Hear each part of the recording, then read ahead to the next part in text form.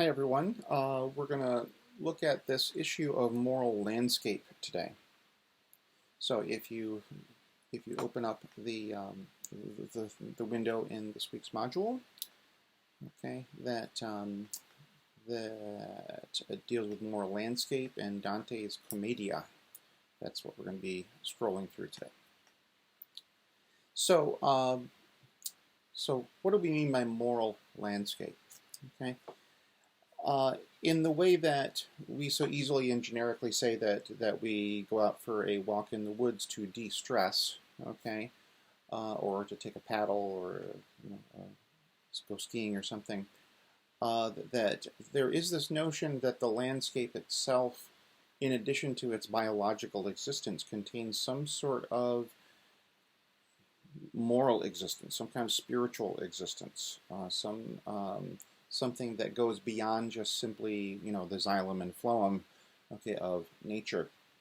And so we want to take a look at some examples of that. Okay, in this case, from this medieval Italian poem, the Commedia. We know it in the United States as the Divine Comedy, okay, by Dante Alighieri. And so let's take a look at this PowerPoint here. Okay, first slide we see the baptistry of Florence, Italy. Okay, Florence was the town that Dante grew up in. When he was a kid, the big cathedral had not yet been built, but this building, the baptistry, which stands in front of that big cathedral today, was built. Okay, and so this was the center of much of Florentine spirituality and Catholicism, and it's the place where, when it was time for you to be baptized, that's where it happened. Hence the name, the baptistry.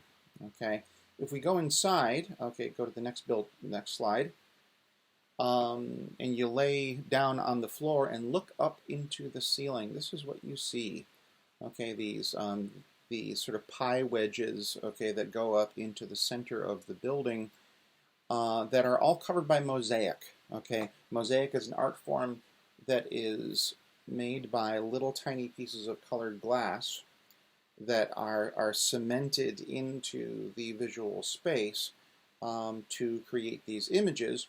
And because they're little pieces of glass, as light traverses over them, they reflect in different ways. And so part of the mastery of the mosaic artist, okay, is not just simply creating the images with different little colored pieces, okay, but also to angle those pieces in ways that reflects the light subtly, that helps to tell their story.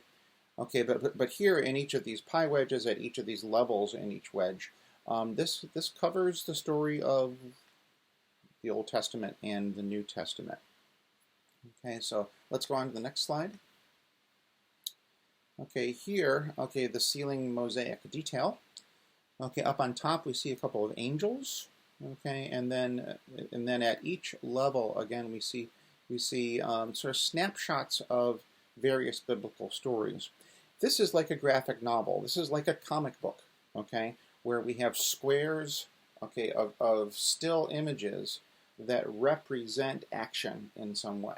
Okay, that either show the beginning of action or show the result of a previous action, or show dialogue, so that sort of thing. So they function very much like a graphic novel or a comic book.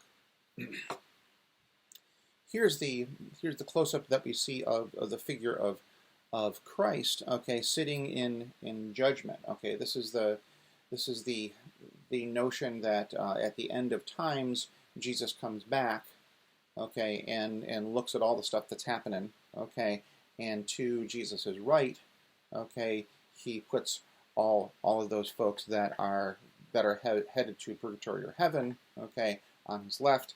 He sends them to hell, okay, depending upon their actions on earth. And some interesting things about this left and right construct, okay, is that we, of course, use the word right, R-I-G-H-T, in the English language to not only talk about this hand, Okay, this side of my body, my right hand, my right leg, my right ear, my right eye. Okay, but we also use the same word for our civic rights. Okay, we also use the same word for saying that you're right. Okay, civic rights and you're right. Okay, all of those things have a positive connotation to them. Okay, um, in medieval times, we see this even more so. Okay, because this notion of the right hand also indicating the righteous people, the God fearing folks out there, the people who are right, who are correct. Okay, um, that those people who are following natural rights, okay, following those God-given rights, those inalienable rights like we hear about in the Declaration of Independence. Okay, all that happens as connected to rightness, okay, on the body, the right side of the body. Similarly, leftness, okay, has often been characterized as being evil. The Italian word for left, if you're going to turn left at the road, okay, the Italian will say vai a sinistra, sinistra. The cognate in the English language for sinistra is sinister. Things that are left are bad, are evil in some way. And we see that even in our own American culture right up well into the 20th century, where some schools, some teachers, tried to force young children who were left-hand dominated to reject that in order to write with their right hand. Okay, that prejudice still existing in our culture, even outside of church circles. Okay, so we see this apparent here in the image of this moment in the Jesus story where he is dividing up those who are going to either purgatory and heaven on his right, or going to inferno, or to hell, okay, on his left. Let's go to the next slide. Here, the seraphim and the cherubim. Really interesting things here. Okay, seraphim and cherubim are two kinds of angels that we hear described in the Bible. Okay, and as you look at this depiction of these seraphim and cherubim, they're pretty much sort of two different versions of the same thing. A bunch of feathers and a bunch of wings, 3 pairs of wings, with a human head in the middle. Okay, and a saintly halo over that to indicate that they are angels. And so in this case, angels are not fully human beings, just with some wings on their back, okay, like we often see in modern depiction of angels. But the medieval angel was mostly bird. And it was not mostly bird, it was like hyper bird, because there was not just 1 pair of wings, but 3, and a little bit of human head in the middle.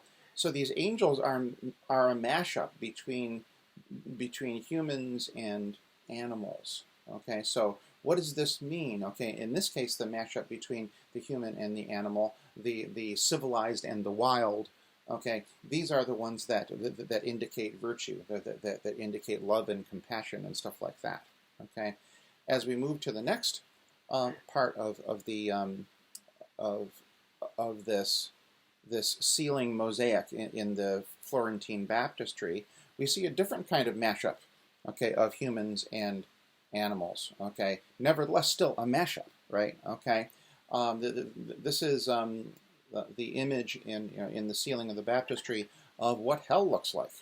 Okay, so in this broad image, we see a nasty-looking beastie Satan in the middle. Okay, we're going to get a close-up of him in a second. Okay, but all around him are these various souls, okay, that are being punished in all kinds of nasty ways. Many of which of those punishments have to do with them eating or being eaten by various nasty animals, and also you see many of those punished souls are naked. Okay, the notion that your naked body is the thing that you take with you into the afterlife. Okay, all the fancy clothes you wear, or the not so fancy clothes, those signs of status in the in mortal life don't apply when you go down to hell, or as Dante would say, that they also don't apply when you go to purgatory and heaven. Okay, so human civilized, status symbols, systems don't apply once you go to the afterlife. Let's look at a close-up here of the Satan figure in this mosaic. Okay, what do we have? Okay, we have a largely human body here, okay, with a very human head, okay, except we have some notable changes here, okay. This face does have 2 eyes, a nose, and a mouth, okay, but we see it has horns, okay. This notion of an evil being in the afterlife having horns, okay, is something that is imported into Christianity, okay, from Zoroastrianism out in ancient Persia. Okay, so this is evidence of how historically these religions encountered each other on their borders, and they mixed together and shared concepts that in this case, okay, gives us this iconic image of the devil as one who has horns. Okay, even if you watch Saturday Night Live reruns, the comedian Jason Sudeikis comes on as the figure of Satan, and he's wearing a red cap and he has 2 horns on. Right, so it's still part of our culture outside of any sort of specific religious culture. But also we see serpents coming out of Satan's ears and munching on various souls in all eternity, while he munches on a soul in his main mouth. Okay, so we have this mashup of human, of sort of bull with the horns, okay, and then these snakes that are exuding out of Satan's orifices. Okay, this is another mashup of humans and animals, but this is the one that's on the other side of the afterlife. Okay, so again, as we're looking at kind of moral landscapes, moral clues into the you're coming from the natural world in our culture. Here we see that association with some kinds of animals like birds. Okay, those animals tend to signal to us virtue in some way, goodness in some way. Here, snakes, going back to that second creation story, and bulls and those kinds of animals tend to signal to us malevolence, evil, violence, that sort of thing. Okay. Now going on to the actual landscape part of Dante's very long epic poem. Okay, this next painting by Domenico Michelino, okay, shows the author Dante in the middle, okay, and you see that he's holding a book in his left hand, and his left hand is facing toward a city. Well, that city is Florence, okay, and so again, if we are understanding how medieval folks looked at left and right, there's no surprise here that the city that Dante is writing his poem to, the poem which is sort of advice about how the city to be better and not be so self-absorbed, so obsessed with money and power and sex and all those things. It's no surprise that Michelino puts Florence on Dante's left. Okay, just like those souls that were going to hell were on Christ's left. Okay, no surprise there. And his right hand is gesturing toward the consequences of the actions of Florentines, which is basically what the book is about. Okay, and when he gestures, the first thing he's gesturing to is this sort of Roman gate. Okay, this is the gate that goes into hell. Okay, and it has the famous inscription on the front of it: "Abandon all hope, ye who enter." Okay, and we can see some folks that are not so happy over there, some naked folks in hell. Okay, directly over Dante's right shoulder, we see this thing that looks like kind of a wedding cake. Okay, that is purgatory. Okay, and in purgatory, these are the souls that that get to do a big hike up a mountain, to purify themselves. Okay, because once they make it in purgatory, at some point they're going to make it to heaven as they climb up the mountain. This I find very interesting because, of course, when we think of going on a hike ourselves, we find that that is often a physical challenge, okay, that makes us stronger, but also a mental challenge, a spiritual challenge to sort of work through the fatigue and the achy bones or the bumpy trail. And we often see that hike up a mountain as a kind of a spiritual quest, whether we call it that or not. Okay, a quest for improvement, let's say, in a broad sense. Okay, and then finally, over the top of Dante's head, we see these broad, shallow arcs with little suns and astronomical things flying around. Okay, that is paradiso. That's paradise. That's heaven.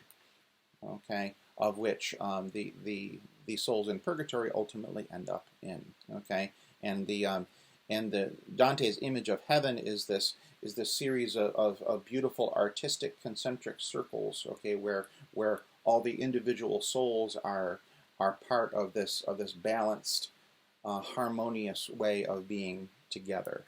Okay, and so these three areas. Okay, the hell or inferno with the arch. Okay, purgatory. Okay, the mountain, and then the concentric circles of heaven. Okay, these represent the three books of Dante's Divine Comedy: Inferno, Purgatorio, and Paradiso. We can take a quick look here at how he imagines each one of these three sections, okay, of his journey into the afterlife. Inferno is a big hole in the ground. Okay, that's a big cone. Okay, that starts wide with various levels to it. Okay, at each level, various sinners are punished for their sins. And there's the sinners up at the top, okay, were the sinners that did the sins which were comparatively not so bad. Okay, the ones in the middle, a little bit worse, and then the ones in the bottom, okay, take us actually right down to Satan himself. Okay, so what we have here in this first upper section of Inferno are the sins of what scholars call incontinence. Okay, we're not talking about the medical term incontinence. Okay, incontinence in this setting means the sins of putting your passions before your brain. Okay, so you go and you do stuff because out of a crime of passion. Okay, versus saying, okay, I really shouldn't do that because that's not very smart. Okay, that's not very kind. That's not very civic. It's not. It doesn't keep the world moving. I'm just doing this very, very selfishly for myself out of passion and not thinking it through. The center section are the sins of violence. Okay, and the bottom section here are the sins of fraud, for which Dante sees are the worst sins. Okay, the sins of liars. Okay, the sins of the people who use their smarts and education to manipulate others, to hurt them and to hurt the others, and to gather more power and wealth for themselves. One thing you'll notice here in Dante's image of hell, the bottom of hell is not a place of fire and brimstone like we often associate the sort of cliche, Gary Larson Far Side cartoons about hell. Hell for Dante is barren ice. Okay, really important. It's also important to know that Satan, who is embedded in the bottom of that ice, as we see in the bottom of this Inferno image, that Satan is actually in the middle of the earth. So Satan represents the center of the earth. Okay, and so one of the things that this tells us is that Dante, died in 1321, and yes, medieval people knew that the earth was round way before Columbus sailed the ocean blue in 1492. Okay, all that stuff is a huge historical lie. Actually, ancient Greeks knew that the earth was round; it was not flat. And so, please disabuse yourself of that historical lie. Okay, that you likely have been told. Okay, um, and because these folks knew that the world was round. Next picture of purgatory. Okay, we see this mountain in which Dante has to climb up to the top, because at the top of the mountain, that's the stepping off point into heaven. Okay, again, each one of these circles in Mount Purgatory represent the cleansing of a particular kind of sin. Okay, and one of the things that we find here, we'll get back to sort of a modern equivalent of this mountain in a second. Let's go on to the next slide for Paradiso. We get this concentric, very space-like, universe-like, balanced construction of heaven. Okay, in which each of the circles of heaven, okay, go are places where various human souls, are placed for all eternity in this beautiful celestial dance, okay, of the heavens. We find here in the next one, the dark wood. Okay, Gustave Doré in 1857 did a bunch of drawings, sort of depicting various scenes in Dante's Commedia. This one's really important because this whole journey through hell, purgatory, and heaven starts with Dante getting lost in the woods. Okay, he says midway through my life's journey, I found myself in a dark wood. Okay, so that this all starts with this notion that the dark forest is a dangerous place. It's a confusing place. It's a place you don't want to hang out in. Okay, which is a big part of the medieval perception of the wilderness. Okay, let's move on to the next one. Here an image when Dante deals with the notion of suicide, he's not dealing with the notion of suicide from our sort of modern perspective that may include mental illness. Okay, it may include those things which are not choices, are not sins per se. Okay, but Dante deals with the folks who commit suicide that are like folks that commit suicide because they know that with a change in political power, they're not going to be able to gain more power, and so therefore, since their life is defined by political power, they're going to commit suicide because they can't get any more, and they can't live without that power. Okay, so that's more the way that Dante looks at suicide, not in our sort of modern concept of suicide that might be connected to mental illness or substance abuse or other kinds of things here. But here, what we see is that those souls that are like these folks that I described, okay, who commit suicide because they can't get personal power anymore. Okay, they are depicted as these sort of barren trees, okay, that don't have leaves, okay, that don't bear fruit. Okay, what did we talk about in Genesis 1? Humans are in charge of taking all these other part of creation and have it bear fruit and multiply.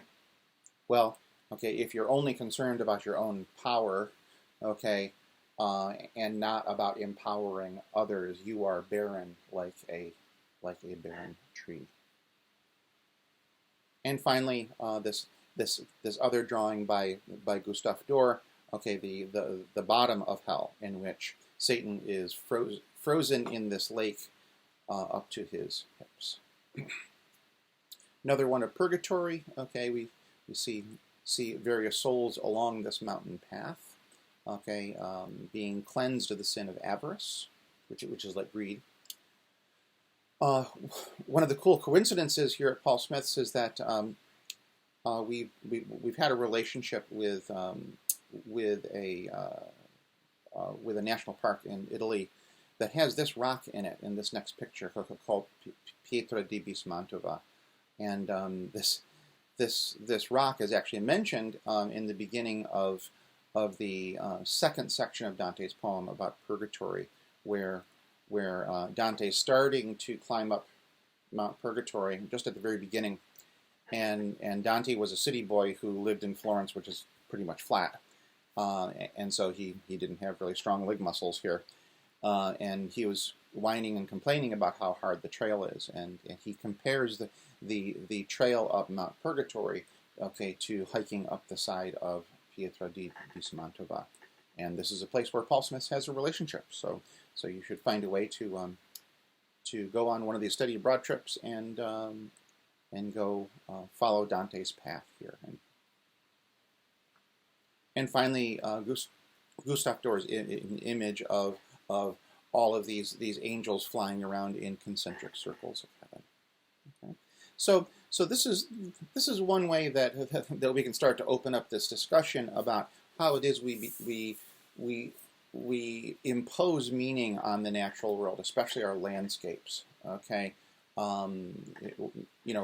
what kind of landscapes represent goodness to us, healing to us, challenge to us, right?